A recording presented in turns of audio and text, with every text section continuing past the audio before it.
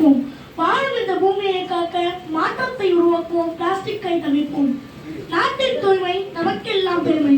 சுத்தம் சோறு போடும் என்கிறது பழமொழிகள். டாக்டர் அப்துல் கலாம் அவர்களின் வேண்டுகோள்படி மரம் வளர்ப்போம், மழை பெறுவோம், சுத்தமான காற்றை சுவாசித்திடுவோம்.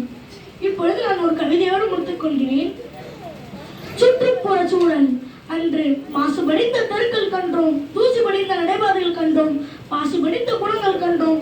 இன்றோ நாசி போகும் காற்றிலும் மாசு, ஏசி போட்ட வீட்டிலும் மாசு, காசு கொடுத்து வாங்கும் காய்கறியிலும் மாசு, பீச்சில் பிடிக்கும் மீனிலும் மாசு, பசி போக்கும் உணவிலும் மாசு, உயிர் காக்கும் குடிநீரிலும் மாசு, தூசி படாமல் வளர்க்கும் குழந்தைகளுக்கு காசு கொட்டி கொடுத்தும் பயனில்லை. மாசு இல்லா சுற்றுச்சூழல் கொடுப்போம், நேசமிகு உலகை உருவாக்குவோம். மாசு இல்லா சுற்றுச்சூழல் கொடுப்போம், நேசமிகு உலகை உருவாக்குவோம். நல்ல மரமில்லா வீடும் நல்ல மரமில்லா நாடும் என்றும் வளராது, வளர்ந்தாலும் வாழாது. இனி யாவது திருந்துவோம், இயற்கையை நேசிப்போம். இனி யாவது திருந்துவோம், இயற்கையை நேசிப்போம் என்று சொல்லி விடைபெறுகிறேன். நன்றி.